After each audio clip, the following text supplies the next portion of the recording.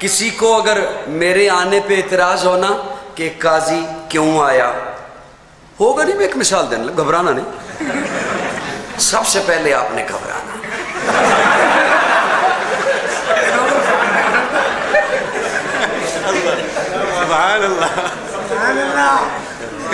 जी घबराएंगे तो नहीं?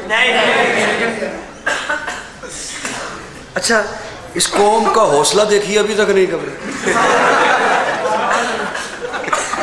हाजिरी होगी, उन्होंने कहा अब घबराई, नो, फर्क ही नहीं पड़ा।